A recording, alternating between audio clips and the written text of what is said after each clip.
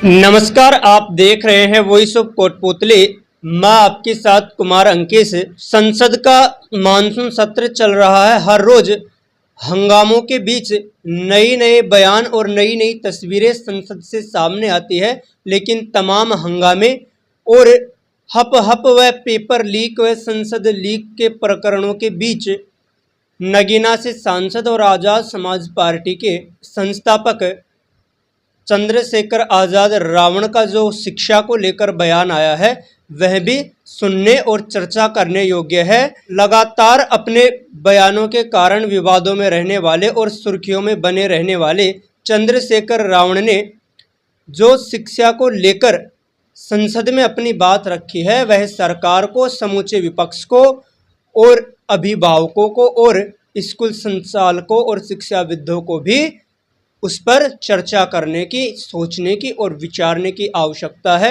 दरअसल चंद्रशेखर रावण ने संसद में शिक्षा पर अपनी बात रखते हुए कहा कि लगातार शिक्षा व्यवस्था जो हमारी है, इसका व्यवसायीकरण हो रहा है। सरकार को शिक्षा का बाजारीकरण रोकना चाहिए और उन्होंने सरकार से समान शिक्षा संहिता लागू करने की मांग करते हुए कहा कि देश में समान शिक्षा व्यवस्था लागू होनी चाहिए, जिससे नेता, अधिकारी और सरकारी कर्मचारी का बच्चा भी सरकारी स्कूलों में ही पढ़े, जिससे कि सरकारी स्कूलों की व्यवस्था सुधर पाए।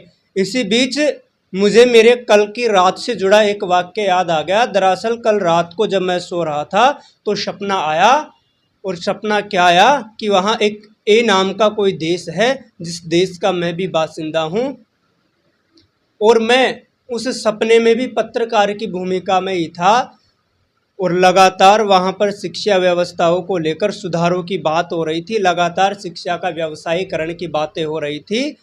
लेकिन जो सपना आया, उस सपने ने तो मुझे ऐसा लगा जैसे हकीकत से ही कुछ उस सपने का संबंध हो। सपना कुछ इस प्रकार से था कि एक ए नाम का देश था, मैं उस देश का एक सामान्य नागरिक था और सपने में भी एक पत्रकार की भूमिका पर था।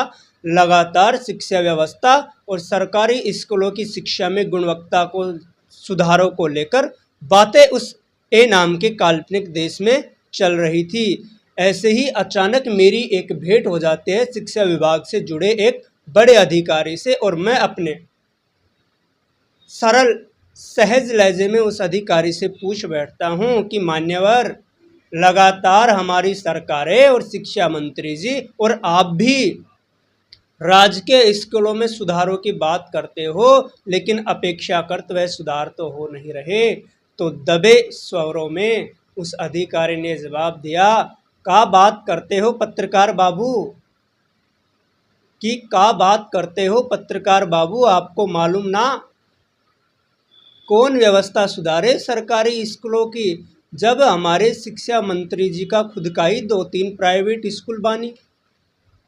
तो अब आप समझ सकते हो पत्रकार बाबू, कैसे व्यवस्थाएं सुधरे। हालांकि वह सपने की काल्पनिक दुनिया थी, इसे आप भी काल्पनिक ही समझे, किसी वास्तविकता से ना जोड़े।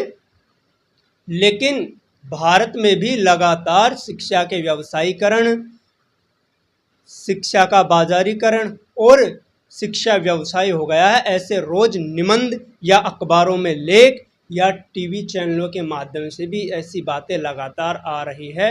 हालांकि मैं सरकार से यही निवेदन करना चाहूँगा, जो चंद्रशेखर रावण ने कहा है कि उन्हें एक बार समान शिक्षा संहिता लागू करनी चाहिए, जिससे पता चले कि वास्तव में सरकारी स्कूलों की स्थिति सुधरती है या नहीं सुधरती है। ज़्यादा लंबे समय के लिए नहीं तो एक प्रैक्टिकल के तौर पर टेम्परेरी व्यवस्था ही ऐसी करके देखे।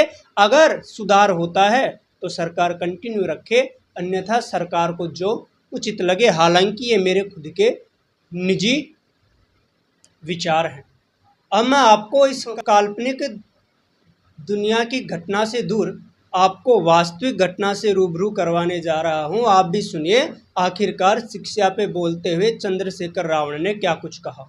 सभी नेताओं के, सभी कर्मचारियों के और जितने भी सरकारी लाभ लेते हैं, सबके बच्चों को सरकारी स्कूल में पढ़ाया जाए और समान शिक्षा पॉलिसी लागू, जिससे कि सरकारी स्कूलों में सुविधाएं आए, सरकारी स्कूलों में सुविधाएं बड़ा भाग पड़ता है सरकारी स्कूलों में, प्राइवेट में नहीं घुस सकते हम लोग। बाबा साहब अम्बेडकर को मैं याद करता हूं आज, महाराज ज्योतिबा फूले और मां सावित्रीबाई फूले को याद करता हूं मैं आज, जिन्होंने, मैं खत्म कर रहा हूं, जिन्होंने पहला स्कूल खोला।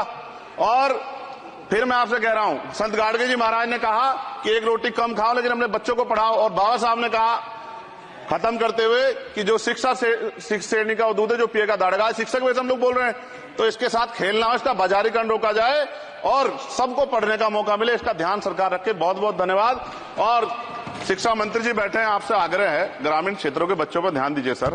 हम लोग बहुत उम्मीद करके बैठे हैं सरकार से, और नहीं करेंगे तो फिर अब विरोध करना पड़ेगा, वो ठीक नहीं है।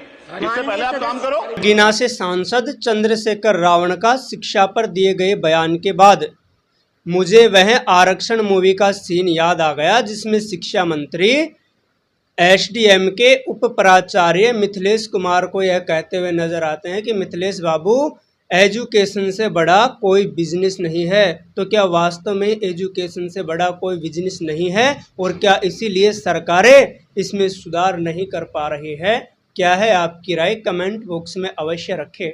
धन्यवाद। बालाजी फिनसर्व, जहां मिलती है आपको वाहन बीमा, स्वास्थ्य बीमा, म्यूचुअल फंड, जीवन बीमा, फाइनेंस, साधारण बीमे की सभी सुविधाएं। कार्यालय बानसूर महाविद्यालय के पास, बाईपास रोड बानसूर। मुख्य कार्यालय लालकोठी कोटपुतली। अधिक जानकारी के लिए संपर्क करें 8302367656।